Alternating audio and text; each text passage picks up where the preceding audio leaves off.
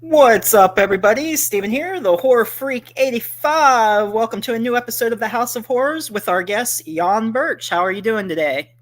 Doing very well, thank you. Thanks for Uh, having me. So, glad you had a chance to join us. I appreciate you taking the time to come out.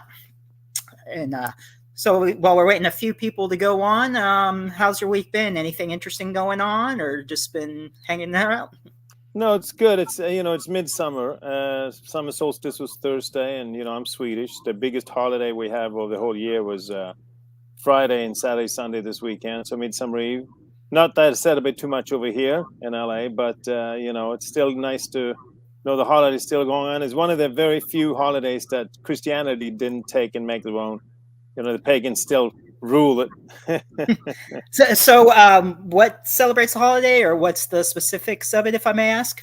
They celebrate the biggest day of the year, and in the old days they celebrate the beginning of the harvest.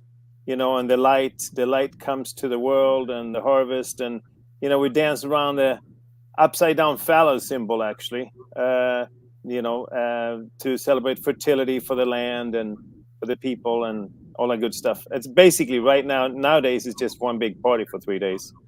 that's, that's nice. So I guess since you said you're in LA, I guess you just you still have family over there that you talk to, or Yeah. I have 4 sisters and their families, and all my friends and cousins and this and that. Both my parents are passed, but there's really nobody else over here than me. So Mhm. All right.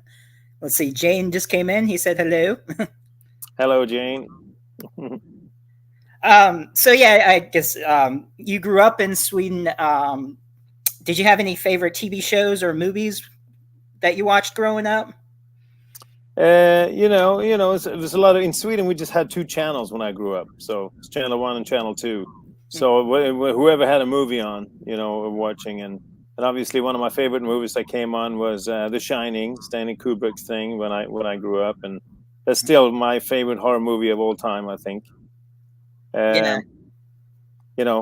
Um, you know, and on the comedy side, we watched The Faulty Towers and Monty Python and all that good stuff, and Benny Hill, of course. Raunchy comedy. It was always fun. My dad was a producer, director, comedian, so we watched a lot of that stuff. He got a lot of inspiration from the English comedians. Hmm.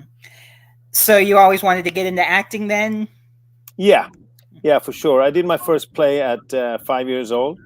And my dad got me in there, and then I was a host for a TV show called Barnjournalen, which is children's journal. When I was 13, it was like a TV show for younger teenagers. I was a host on that for a while, and was also on a show called Young Again, or Unga Tvåan, and then did some Italian films, and then I moved over here. What age did you move over here? I left Sweden when I was 21. I moved officially to Hollywood at 22. Okay. And you said you acted ever since you were young and everything. Did you take any classes over in Sweden before you came here, or just any acting classes here in the U.S.? I did. I did. My dad. My dad taught me. He's basically also an acting teacher. I studied under my dad for a while. I also went to a musical academy for 20 years, playing trumpet and bass and all that stuff. As an artist, I was like overall. My dad was from the old stock. When an actor and an artist is supposed to dance and sing and play music and act and all the above, like the old Fred Astaire's and Dean Martins and that kind of stuff. Mhm. So that's how I grew up. Nice. Okay, so you've done any musicals then as well, or Uh, would I, like to? Not over here. I did a few musicals in Sweden, and I did a musical version of Miss Julie from August Strindberg over there, and I had a band for a while playing music. I had a band over here once. Cut a couple of albums in Sweden and Europe, and so the musical side has always been there. So if we wanted to listen to it, do you have like a page or a channel or iTunes or anything like that? No, you can actually find, at least I found one of my old releases on YouTube called Sonorus, Sonarus. It's a kind of an Afro funk thing. You can find that on YouTube. Okay, if you like, I'll put that in the link later on and let people give it a listen. So. Yeah. It's a pink cover and it just says Sonorus on it on YouTube. You can find that quite easily. Do you want to pursue any more music while you're acting? No, yeah, I always wanted a studio in my home, which I don't have yet, and you just play around with it. Mm-hmm. Not necessarily thinking it's going to be taking me anywhere serious, just for fun. Okay, yeah, it's always a good hobby to have. What other hobbies you into besides music? Music, I run a lot. I'm a runner. I play tennis. Uh, I surf a little. I windsurfed a lot in Europe. I don't windsurf too much over here. There's more surfing, but I'm not as good of a surfer if I was as I was a windsurfer. So once in a blue moon. I live very close to the ocean, so. Uh, Uh, but otherwise, I'm just keeping myself in shape and some tennis and that kind of stuff. so, hey, since you like to surf, maybe any plans for like a surfing movie or anything? Well, it would be great. On that note, it's kind of funny. I almost got the part in Point Break way back when, um, and that was a very close one. They actually booked my ticket, and then the studio replaced me before I got to the airport. But Oh you know, wow. Yeah, I always hear stories of stuff like that. You just never know acting wise what's going to happen. So. no, I have not a million, but I have quite a few of those stories when you were almost there and then you weren't. You know, Mhm. but So yeah, there's been some other stories of people like who they got beat out by or who they were auditioning with. I saw something recently out. The show Supernatural that used to be on. yes. Yeah. Okay. I think it was it Tom Welling was telling the story, or he was telling the story.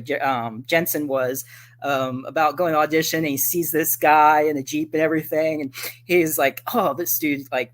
He's a handsome guy. He's coming out of this jeep, and he sees that he's coming to audition, and he's like, "Damn!" And he comes out, or we both walk in, and we're like, "You want to go first, or who?" And he goes, "Yeah." It turns out it was Tom Welling.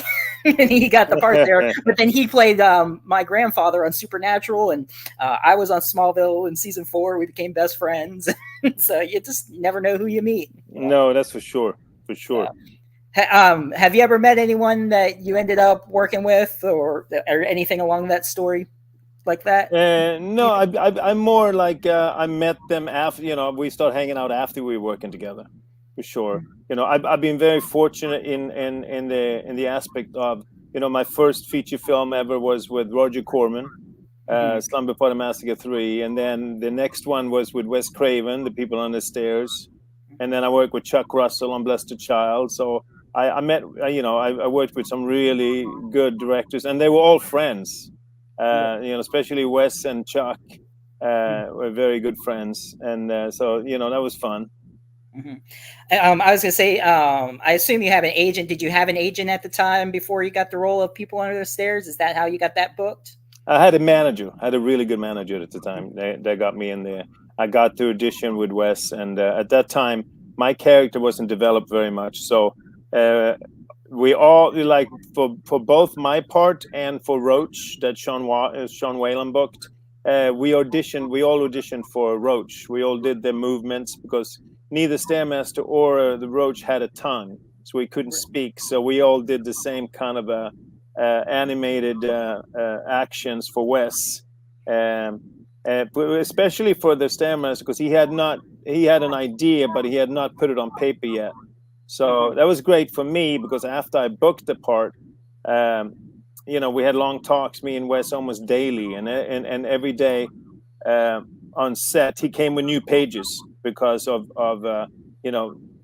now when he got to know me a little more and what I could do as an actor, he got more ideas, and so every morning in the makeup chair, which I sat for 6 hours a day with that makeup, he came in and he had created new stuff and new ideas, and we discussed it, and so we basically developed that role from more or less from scratch, from just a loose idea in Wes's mind, which was awesome. Since like there wasn't really much dialogue of it and everything, a lot of physical movements, and I'm sure you may even be familiar with like Terrifier, David Howard Thornton. Like there's a lot of roles that are more physical. How is that a challenge for you? And do you ever practice it or at all? Yeah, you got to be in shape. I mean, that's why I like to run. I run a lot. You have to have your stamina. Like on people on the stairs, I was on my knees for weeks at a time, and it was very physical. You don't really realize when the movie comes out and it's all done and edited and cut, how much more you actually do. That's ends up on the cutting floor. Um, it was sometimes I felt like I did a 4 or 5 hour workout. By doing that role. So doing the Stairmaster. yeah, yeah, and it was a lot more than what you see on screen. That's for sure. Yeah, I was gonna. Yeah, crawling around and running around, and yeah. Was there a scene from the Stairmaster, anything that you've done that was cut out that you were hoping would have been in the movie? No, I mean we shot so much. So when the movie actually came out, I was quite pleased. I wanted a little more of me. Of course, you do. Well, yeah. You wanted more. I came in like I think 40 minutes into the film, and originally I was going to come in my way earlier, but they just did some flashes and cutting pieces where you see us behind the fence and all that. We shot a lot where we came out of the fence much earlier, or the fool got to see us way earlier in the movie, which would have been good for me. But it's a classic, it's a cult film. People love it, so I'm not going to complain. Exactly, and you got to work with Wes Craven, which I'm sure was amazing. Oh, it was still, I have to say, one of the best directors I've ever worked with. He was just a big family man for us. Everybody was part of a family. He was calm, relaxed, at peace. I mean, you would never know when you look at him and talk to him that he has these ideas that he has, because I don't know if you're aware, but until Scream, everything he did before that, he dreamed. So shit was going on in his head for sure, dreaming up all these things. But in person, he was the most calm, most relaxed, chill dude. An amazing guy. And especially dreaming of people under the stairs. That's quite a dream. I wonder, like, what's going on in your head to create such an amazing but dark piece, Yeah, I mean, it was based on a true story happened in Santa Monica, California, in the 70s. I think Wes told me he read a little news article. There wasn't a big story about a sister and brother that were kind of slumlords, and he read that like almost 20 years before he actually wrote the screenplay, because he didn't really know what to do with it. And then one night he just dreamed the story, and he's like, "Yeah, I just woke up at 3 a.m. and started writing it." Obviously, you've shared like your experience working with him. Did he give you any advice on anything that like stuck with you throughout the years? Just always take a breath, and always just, if you can't get into where you want to be, just find a completely opposite thing to do, or that has nothing to do with the actual creativity or the art or the acting.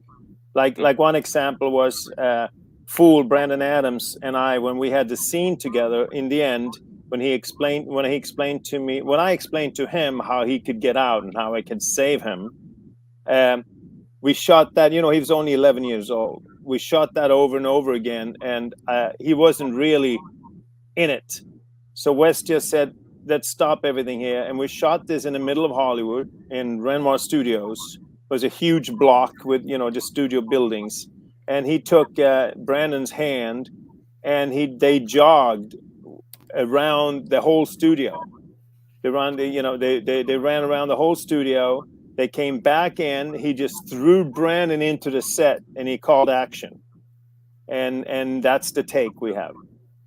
So, he just got him off thinking about what to do for a second, got him, exercising and just really get into the position or to the mood he needed to be in for the scene, and boom. And that's the scene that was in the movie.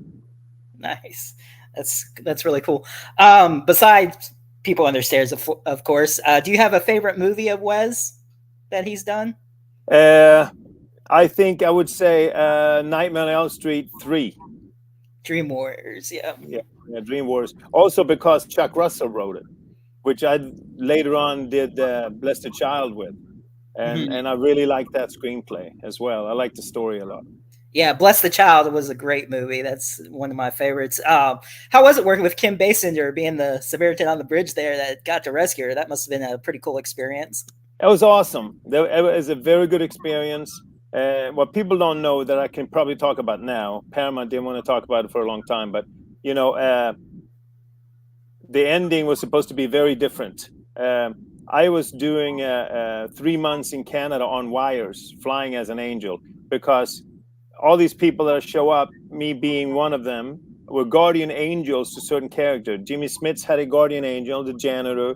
Kim Basinger had me as a guardian angel on the bridge. In the end of the movie, the real ending is me coming with my posse as angels, flying into the church, and actually, I had a sword fight with Rufus Sewell, who was the dark side, the devil, basically, and I was the light. And well, all you can see now is that some light brings Kim back to life. That's me. In the original take was I brought Kim Basinger back to light by holding, giving her shooting light from my hands as her guardian angel, and I had these huge wings and stuff. And we were on wires for 3 months in Canada shooting that, and it's unfortunate it ended up on the floor, but so basically me and Rufus had a sword fight, and in the end, and because I was an angel, I couldn't kill, but I pointed at him and the cops shot him. That's how it ended. So basically I told him this is the guy with my sword in the end, and boom. But when you see her coming back to life in reality, the way it was supposed to be, I'm bringing her back to life. Now, I don't know if that's really understood the way it was cut. And I, it's so long ago now. They kind of buried the story, but the truth of the matter was, they tested it in the Bible Belt. They tested the original cut. Paramount tested in the Bible Belt, and they said it was blasphemy because you can't put wings on Jesus. They thought I was Jesus. That's the story. But your character wasn't Jesus, though. It was an angel. No, he was a guardian angel, but I had this long blonde hair. You should see me as the angel. It was amazing. And then, I just had a little cloth on and big white wings, and they misunderstood it over there. They misunderstood in the test market, and of course, they had to test it in the worst place when it comes to these kind of things, in my opinion. It's not even like you had the nail marks through your hands or wrist or anything. No. So they decided, let's just make it lights. So basically, they just, we can talk all night about it, but obviously that was unfortunate. But it's another thing that happens in movies. Talking about healing light and stuff, that kind of remind me of like Leo and Charmed, which you did an episode of Charmed the day the magic died. You were Kane. Were you familiar with Charmed at all? Oh yeah, both me and my wife at that time were watching Charmed regularly. I was very excited to be on the show. The girls were great. I got to work with what's his name again? He passed away shortly afterwards. Lynch. Now his first name escapes me, but Richard Lynch, great character actor. We were both guest starring on the same episode, and I was his, Lynch, his right hand man, and we had this meeting with the girls and all that, and yeah, it was great. It was great to work with him. It was a fun experience. I liked the show, and I got to meet Aaron Spelling and all that. He was at the callback. He was actually the guy who still gave the final veto on who's going to be in the show at that time. So, yeah. The only one of the group I haven't met is Alyssa Milano, but I've been lucky enough. I go to conventions and work them now and then, and I've had the opportunity of meeting Holly and Brian, and I've interviewed Brian Krause on my show, or Krause. I don't know why I'm saying Krause. But yeah, we go. Me and Brian have been in a couple of conventions together. He's a great guy. We have a lot of fun, and I have a Alyssa Milano story for you. My Oh, okay. first job ever in LA was at an Adidas dance fashion show. Don't ask. They booked some good looking guys. We weren't really dancers. At the audition, the whole room was full of dancers, real dancers. They were doing their thing and warming up, and I'm like, holy crap!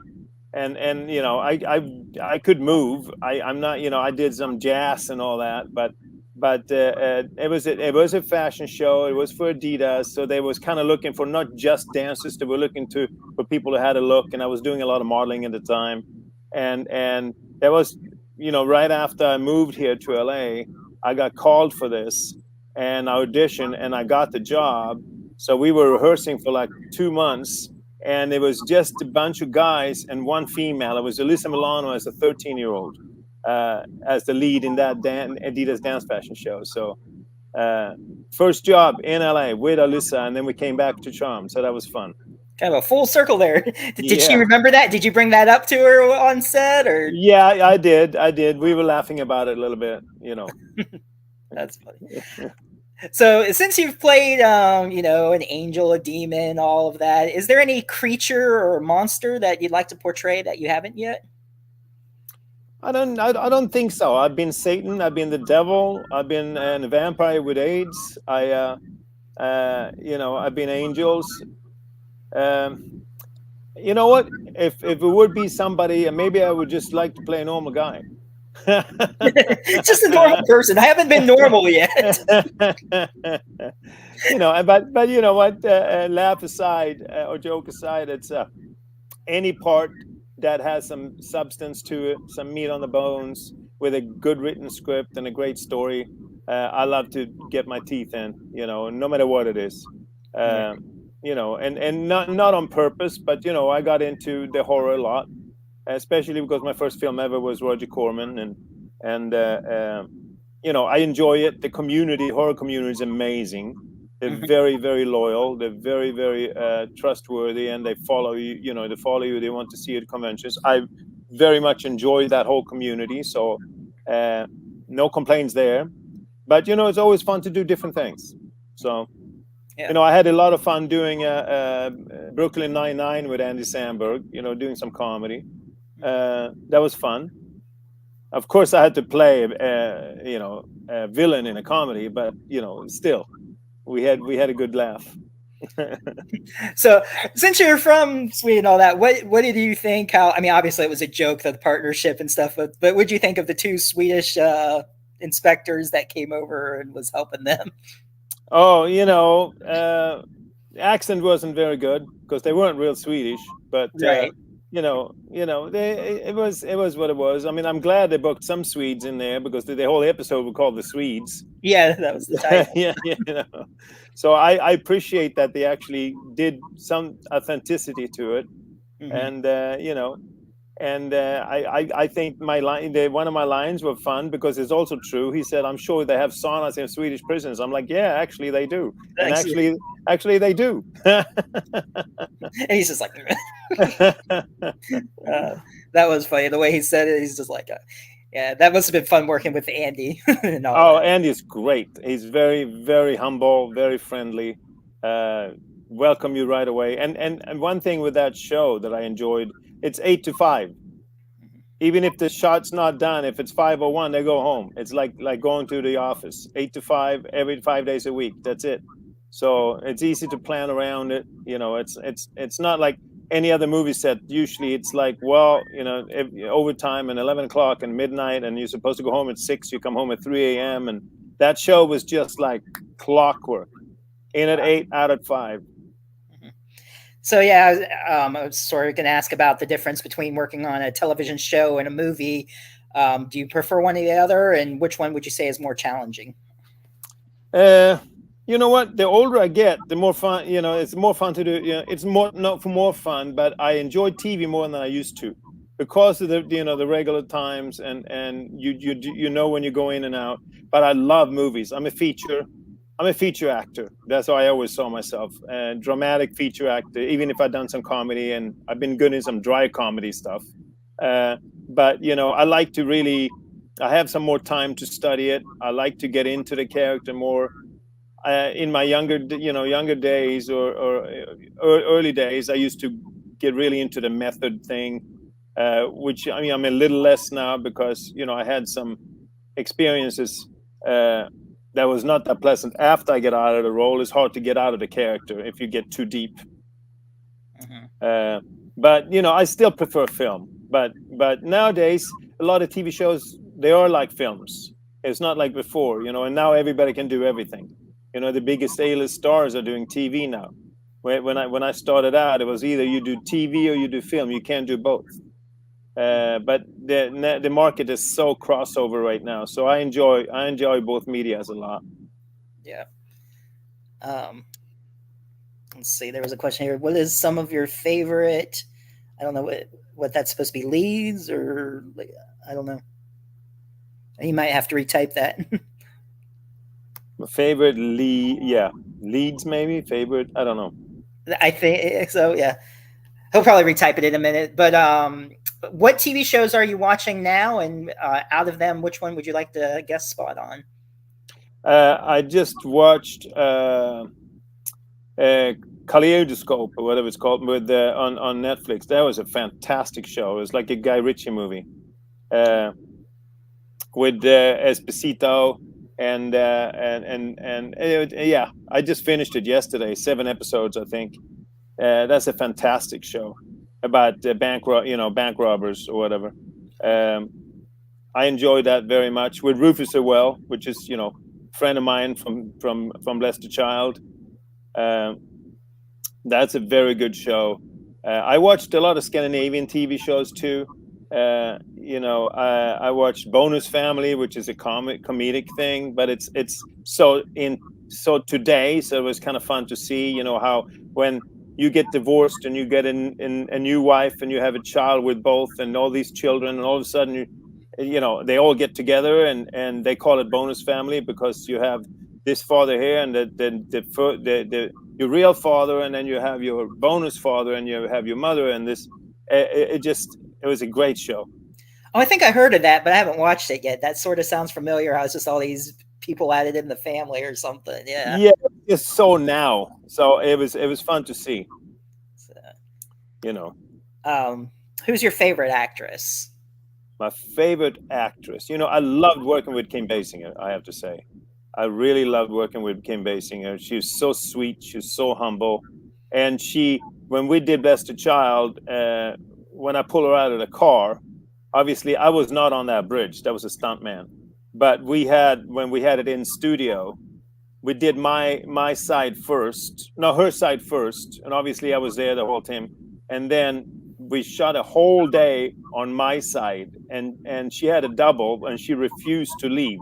She was there the whole time to give me the right energy and acting with her.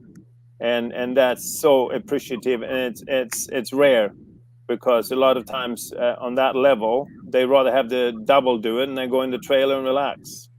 Mm-hmm. So, yep, Patrick also agrees. Great movie, Blessed Child. Let's see. I already asked about the television there. When you read for a character, I know you said you used to do method acting, but what's your process now, and how do you memorize the lines? Well, I'm a little different now. Yeah, I try to do some background on the character, like I always did, and try to find where he comes from and how he got there, and make up a background so you have some foundation.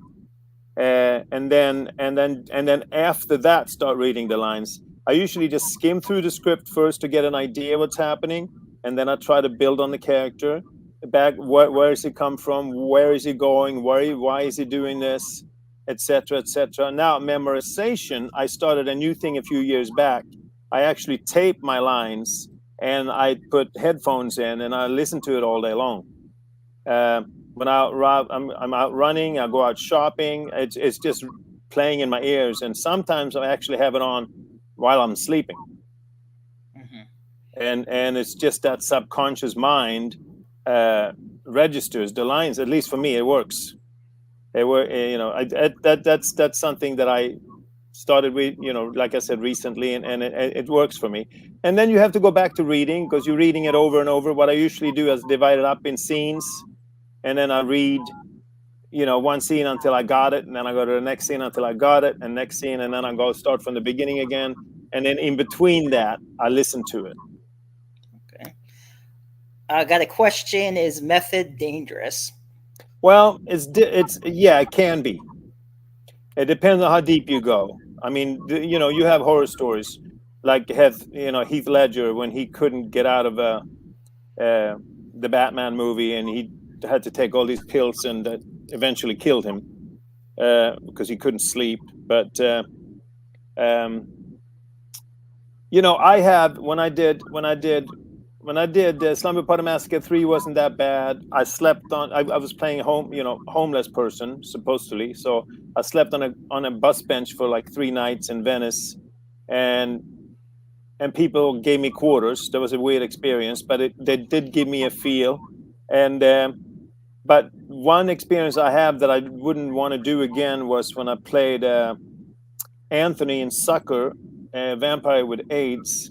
It was so incredibly dark, and I actually asked to stay in the house that they rented for the film. It was this beautiful big modern mansion here in Brentwood off Sunset, and I stayed there during the whole filming. I had my own room, and I decorated like Anthony would do, and he did get AIDS, and he started throwing up a lot of blood, and I had to go so dark that I was depressed 2 months afterwards. Just to cut to the chase, I couldn't get out of my head. I was so sad. You have no idea. And I knew what it was for, but I didn't know how to get out. So that took a while. After that, I started going a little lighter, especially on the darkest parts, because like I played Satan in Terror Tales. I didn't really want to go in and be Satan for a while, because that'd be too much there. Yeah. You can do darkness on the surface if you just dig a little bit. What I learned with experience with all these years, I do feel like I have to tap into it to some degree, but I don't have to go all the way down, if that makes sense. Mm-hmm. Let's see. So how do you disengage from your characters now? Because of the fact that I don't go as deep, during filming, I still would like to stay semi in the character during the shoot. I don't go as deep as some characters that they have to be called by the character's name and nobody can talk to them and all that. I used to do that in the old days.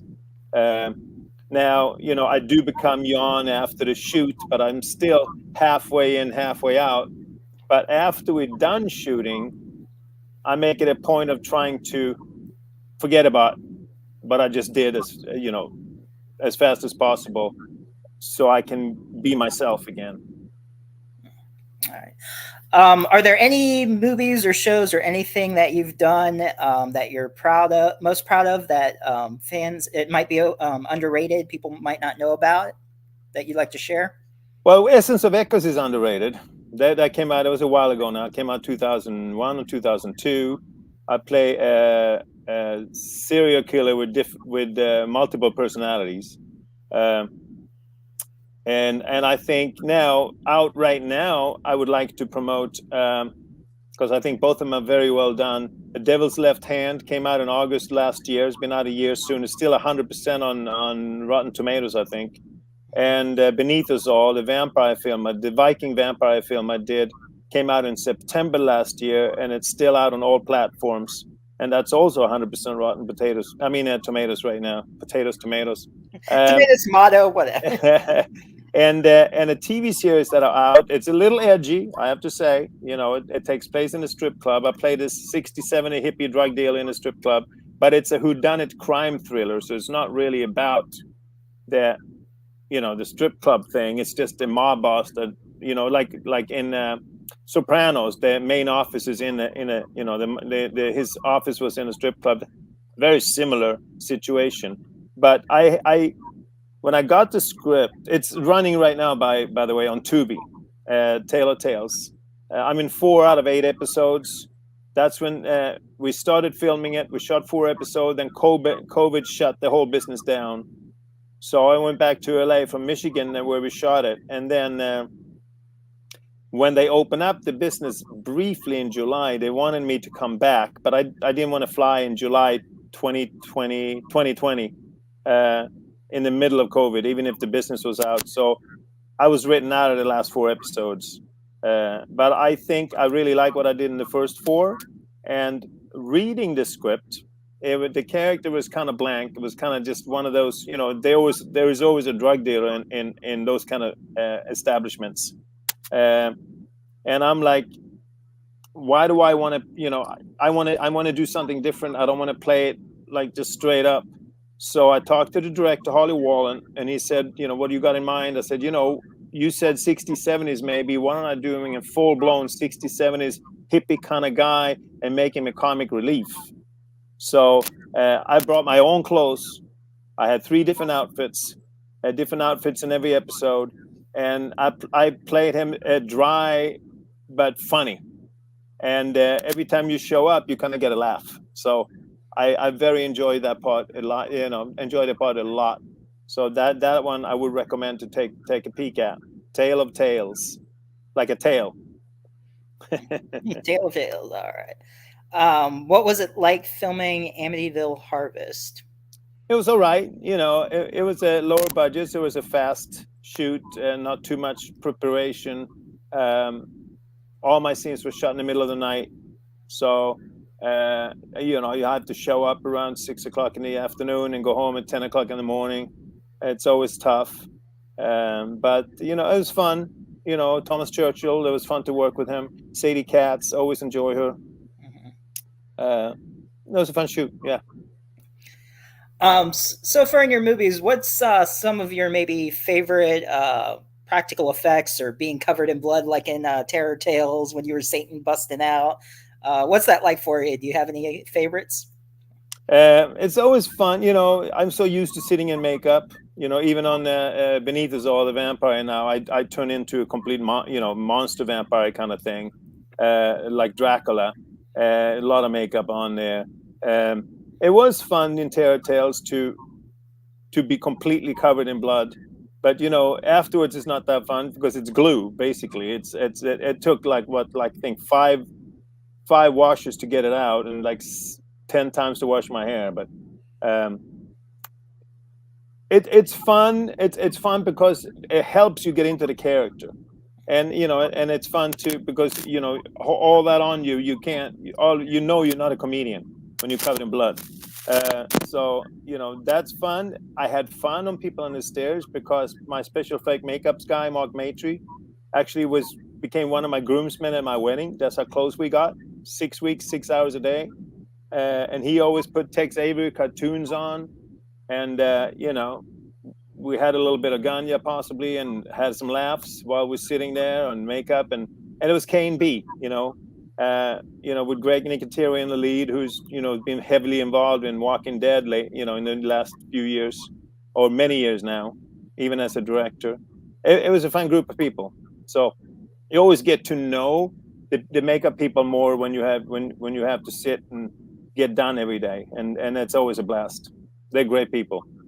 Yeah. Since you mentioned Walking Dead, are you a Walking Dead fan and the spinoffs that they've had? Yeah, I've been up for a few parts in there, and I haven't booked anything yet. I like it. I enjoy it. Like I said, Greg is a friend. Vincent Ward is a very good friend of mine. So we talk about it a lot, and I meet him at conventions all the time. So it's a nice group of people. Let's see. 10 times washing your hair. He said he loves the Tex Avery droopy cartoons. Yeah. Which conventions have you been to, and do you have any plans for upcoming ones? I've been to a lot. Everything from Chiller Theater to New Jersey Horror Con and ScareCon and Scarefest, and I have one Fright. No, I don't know if it's called Fright Fest. It's somewhere. I don't even know where it is. In September, I have something coming up. You can see it on social media. It's a book as a book show and convention at the same HorrorCon book show. Okay. And we have a People Understands reunion. And yeah, it's in 28th and 29th of September. Okay. And that's where's that going to be? You know what? My event manager would kill me right now, but I do not. I actually don't recall exactly where it's at. Well, we'll just have to look it up, or I'll let people know. I'll track it Yeah, down. I could probably find it here real quick, but hold on, because I was tagged by another actor that's going to be there, so I think I probably will have it here pretty quickly. Let me see.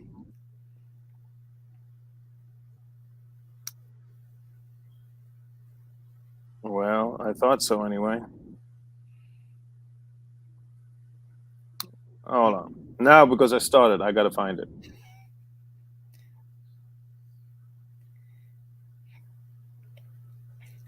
So, have you heard of Spooky Empire in Orlando?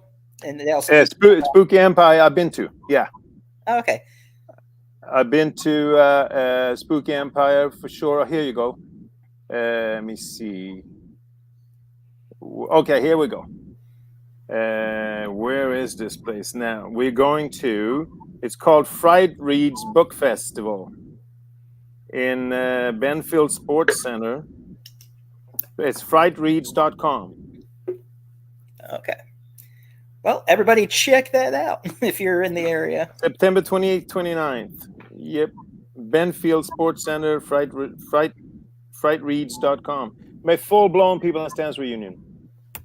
Okay. So, yeah, we did Spooky. I don't think I've done Spooky since 2013 now, so it's been a while. I think I might have missed that show. I think I was there in 2012 and I didn't go to the 13 because I used to sometimes I PA for people or work there and stuff. Yeah. Yeah. I probably missed you that year.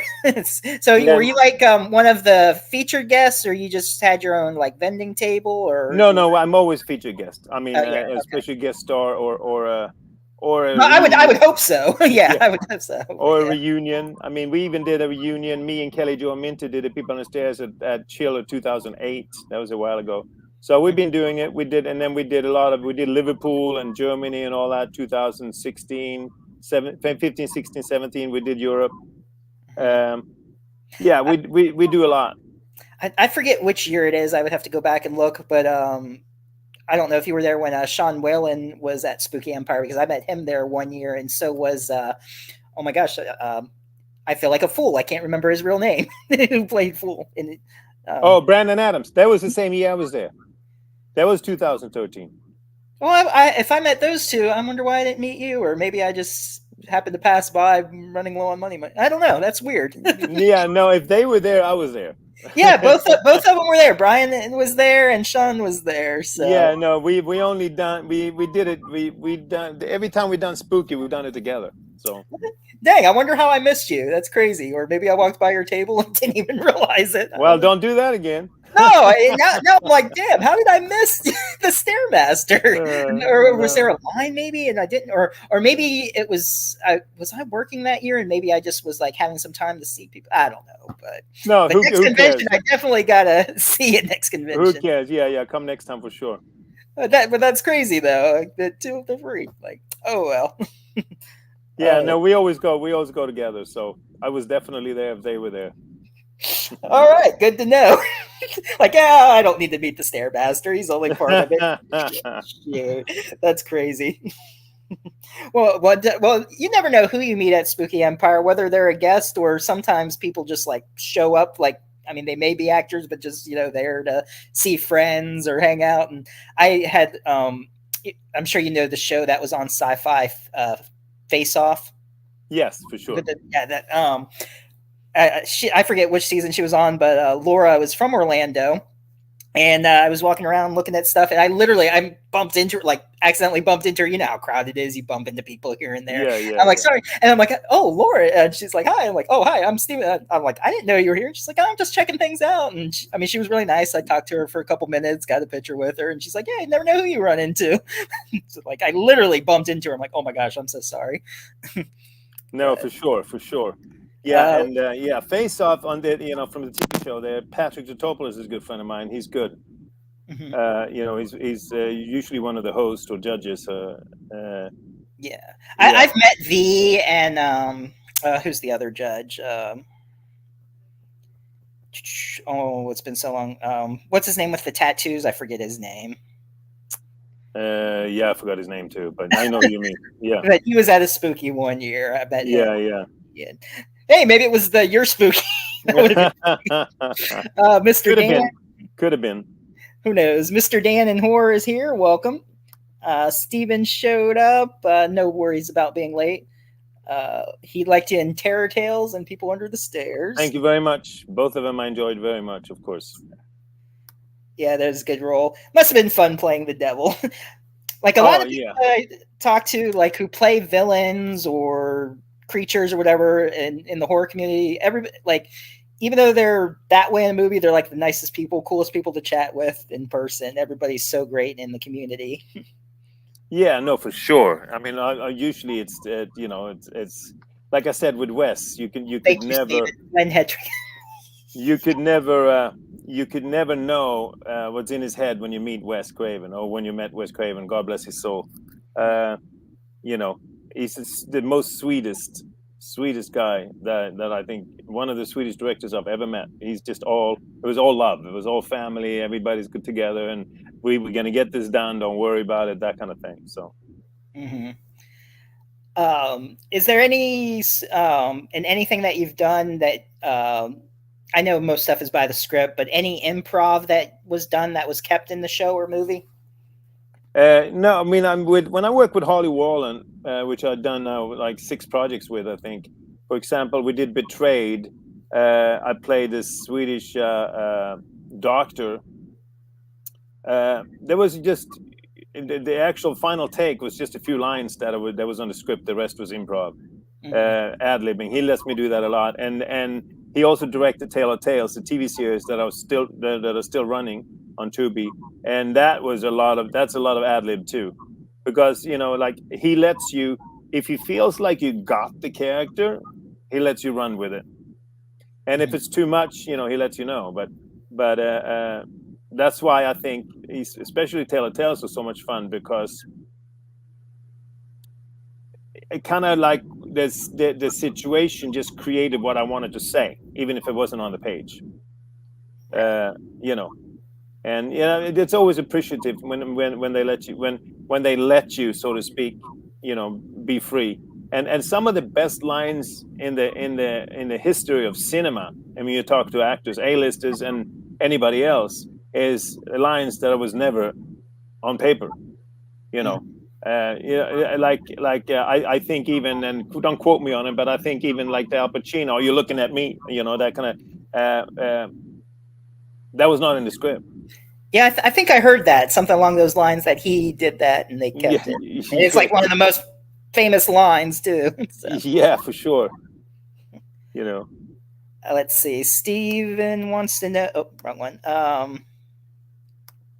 Why is it? Okay, he was wondering what was working with AJ Langer and Lauren Landon. AJ Langer was fantastic. I mean, she was quite young when we did People on the Stairs, but she's a sweet sweetheart. It was a pleasure. We don't see her very often now because she's royal. She's English royal, married an earl or a duke or something over there. So, Lauren Landon, sweetheart too. That was great working with her. Very hard-working actress, all heart. Let's see. He also said Terror Tales has an all-star cast. He's glad that he got to meet Jimmy Lee Combs, but it was you and Lauren. Is it Lauren or Lauren? I'm probably saying that wrong. Lorene, yeah. Lorene that helped him out. So yeah, no, that was great. Jimmy Lee was very good too. He also let you kind of go with whatever came to mind. Yeah, we had a lot of fun on that.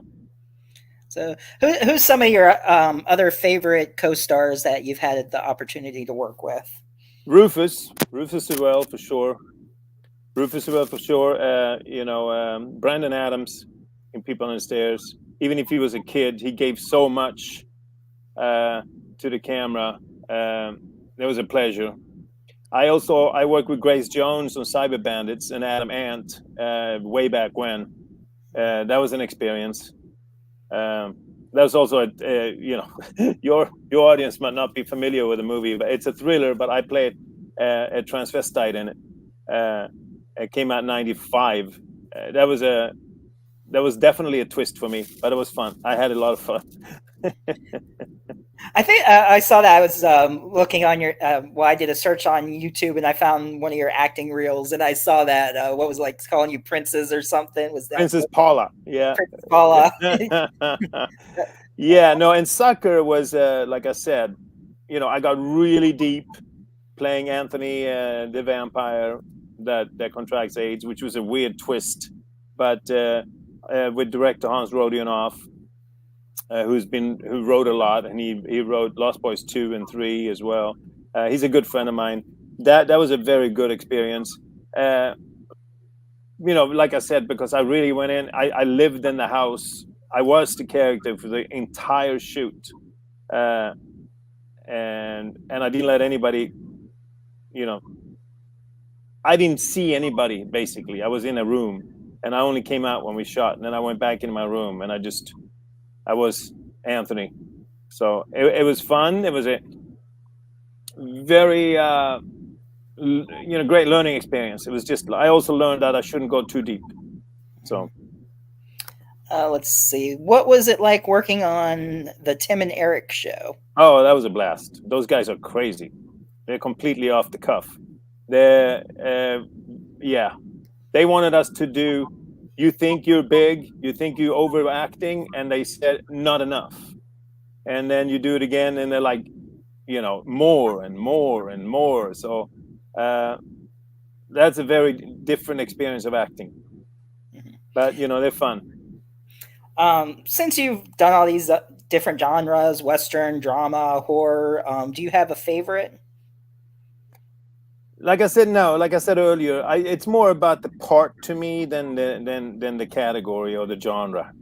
I've been doing it. I've done a lot of horror. I have. It comes easily to me to play evil. I have to say, it comes easily to me. The demonic things are. I don't know how and why, but I enjoy it. At the same time, dry humor is great when you just you're funny, but you're not supposed to be. You're not trying to be funny, but the way you talk is funny. I mean, those kind of roles like the Brooklyn Nine-Nine and so forth. It's also a different experience, but fun to do.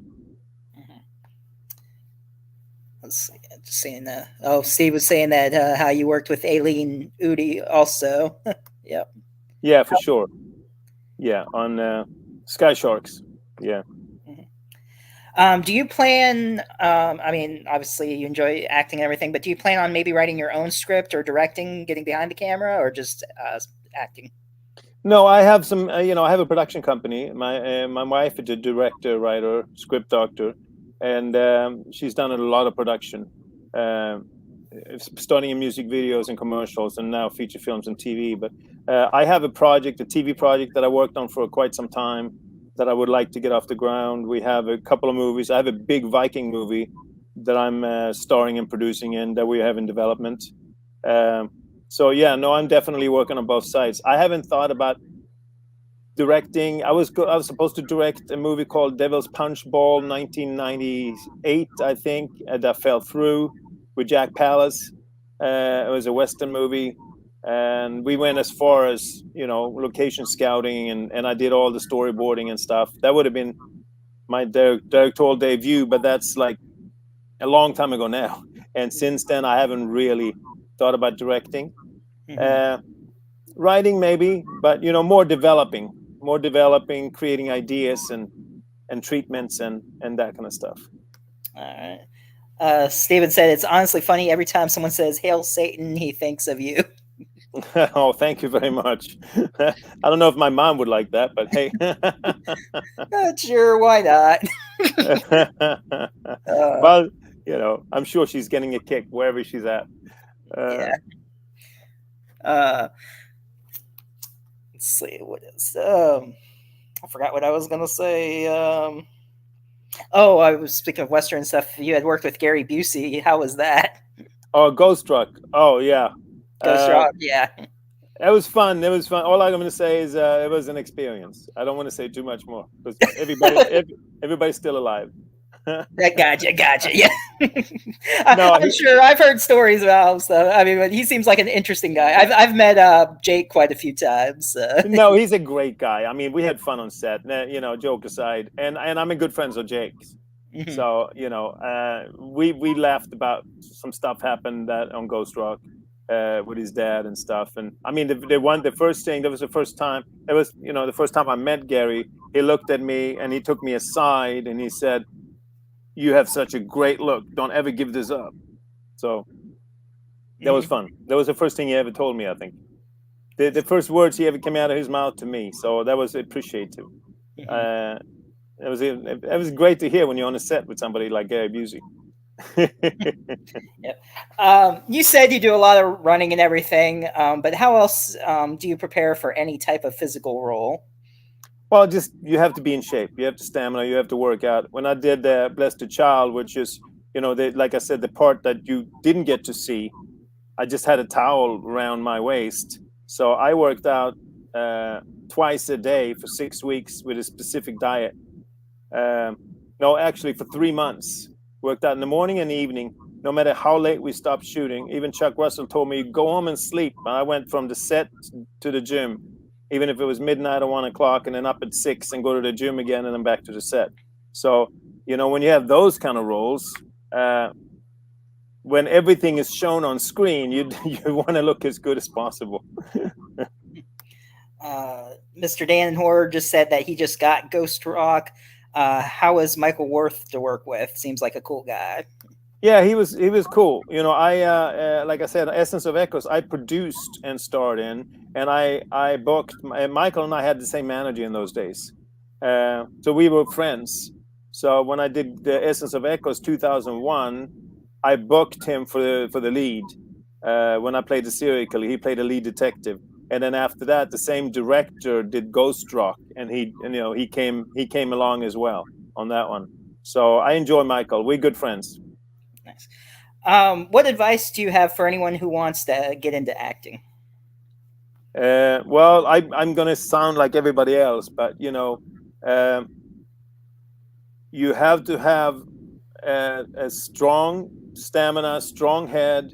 Uh, it's 90% rejection and 10% acceptance, and you just never have to give. You can't give up. You have to really be prepared.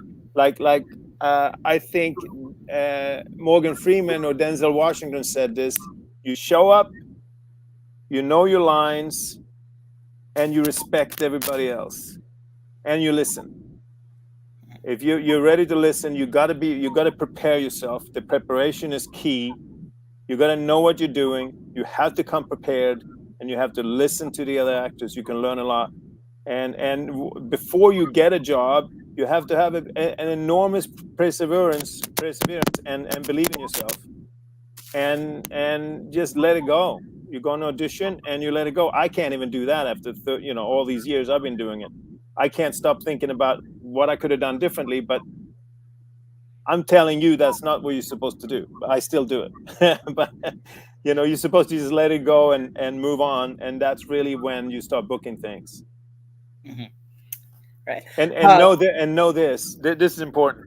When you go into a casting, everybody on the other side of the table wants you to be great. So don't let the fear go, let your stress go, let your nerves go, because they want you to be great. Nobody's there to judge you. They're there because they want to find the person as soon as possible. So if you go in the room knowing that they want you to be good and all they want is for you to perform the best you possibly can, then it's easy to relax. that's good advice. True, but they don't want to spend it forever looking for somebody. I'm sure as soon No, as they can exactly. get going, it's like, let's get this going. Yeah. If only it could be like David Boreanaz, how he got discovered. He was just out walking his dog, and they found him, and he went from Bones, Buffy, all that. So Yeah, for sure. it's like I wish something like that would. I mean, I've worked on some movies that are coming out this summer with Mark Polonia and Will Colazzo, and I've been lucky enough to meet people through the show and everything. So it's been a blessing being able to do all this. So but Cool. it's Cool. what products? Anything in production that you got coming out that you can share? And no, I have Harley Wallen is working on something. I'm going to be working with him in his next project. I can't talk about it too much. Like I Right. said, I have 3 projects out right now that's streaming, and I just got an offer from another for another film that I'm meeting the producer on Wednesday. Okay. So I got some things in the works, but nothing booked. Right, or can talk about, like we always say, if it's not on the Internet Movie Database, probably can't talk about it yet. No, no. And Well, even if they're listed, sometimes we can't talk about it yet. right, right. Well, obviously not too much about it. Of course, we don't want to spoil anything. We know how that Yeah, all yeah, is. of course. I hate spoilers that people do that. It's so annoying. It's like I was talking to I don't know if he's still in here or not, but I have Cheetah Will View. He said that he went. I don't know what movie it was, but he said he went to this place and on the back, he's never seen this before. On the back of the description, it told like the whole movie, like who died, like what went on, and then he died. And it's like, who would rent this movie? They could just read it. Like, Yeah. No, you don't want that. I've never heard that. Let's see. It was there. Okay, Dan said thanks.